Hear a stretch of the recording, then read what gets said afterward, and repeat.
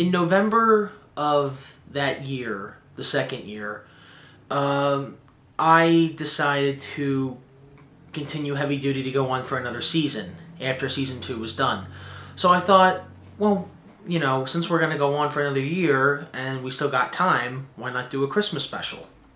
I was informed about Holiday Chaos a couple of months or a month before we started filming. I got a message on Facebook from Andrew, and I was at school at the time. He said, "Guys, listen, I have an idea to do a Christmas episode."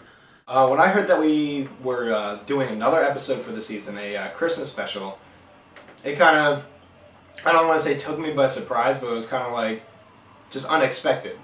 Because we had crammed in literally 7-8 episodes in a month, and after that I thought it was just done, it was just going to run, and we were going to go from there. Because at first it was difficult to come up with an idea for a Christmas special, considering we didn't have the sets anymore, I moved out of the house, and I had to find a way to get the characters out of the house anyway, so I felt that, we could do a Christmas special. And plus, if we were going to do a Christmas special, we couldn't have filmed it in the summer anyway, because it wouldn't have looked right. But we felt that, the time was right to do it, and I thought we could do it.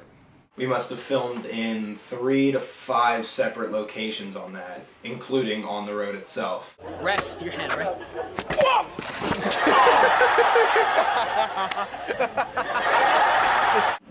Me and Nick were just bouncing ideas off of each other, and Nick says, "Why don't you think your character just be drunk?"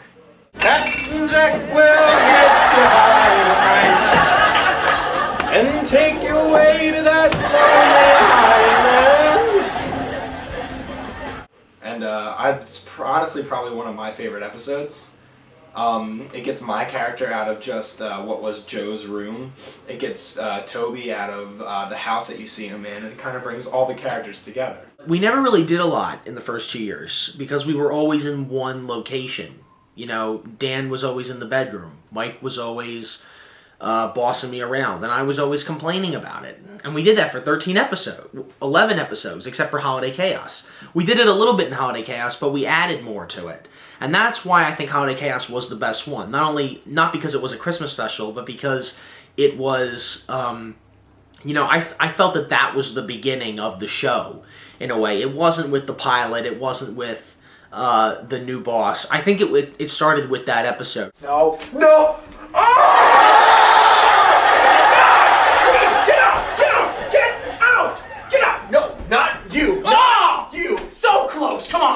It was actually also the first time that we all filmed together, me, Mike, Elena, and Andrew. Our schedules were so different that, I would have to come in and film my own scenes, Dan would have to come in and film his own scenes, and Elena would film her own scenes. But the way Andrew edited it, it looked like we were all in the same room sometimes.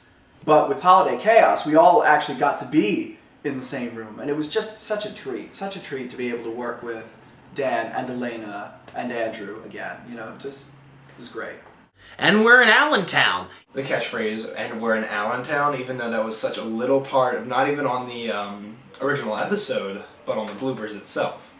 It's something that we've been saying through the filming of season 3, and something that just kind of stuck, and it wasn't even said by any of the primary characters. The ironic thing is, it was never in the episode, and yet it's a catchphrase within the series.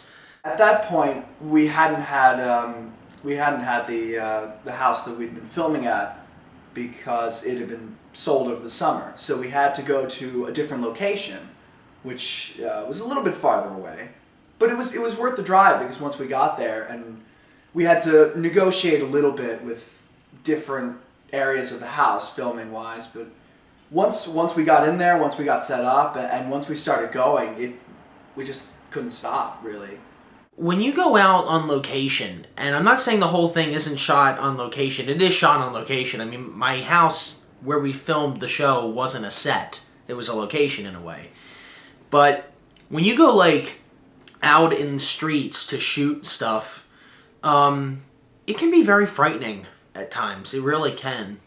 During the set, it was just a brief... we were there for probably about 5-10 minutes tops. But during the filming of the scene where I'm walking into the bar, which is Bryson's, it was actually filmed right in Pennsauken.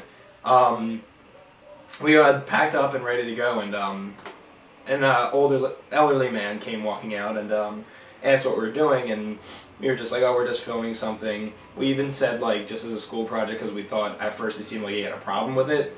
And he asked if we could film him. We were like, oh, we're not a professional school, or we're not a professional company or anything. This is just a little thing we're doing. Like, we weren't filming you, we weren't filming your house or apartment or whatever. And he's like, no, I want someone to film me talking about the last 7 years of my life. This guy came up to us and he just started asking us if we could do a documentary. And we were sitting in the car waiting to go, and he was just kind of like looking in, just like expecting us to give him something that we A, couldn't, and B, wouldn't do for him. And he was just crazy and out there. He said he'd been put on Craigslist and someone tried to come to his apartment and murder him. And we just ended up closing the door on his face and driving away. It was the way he approached us with it is what freaked it. Not me, but the cast as well. Well, not all the cast, because just Dan was there and Nick McKean was there. But I think we were all freaked out. But, like, no matter how we felt, that was pretty much the conversation for pretty much the rest of the day.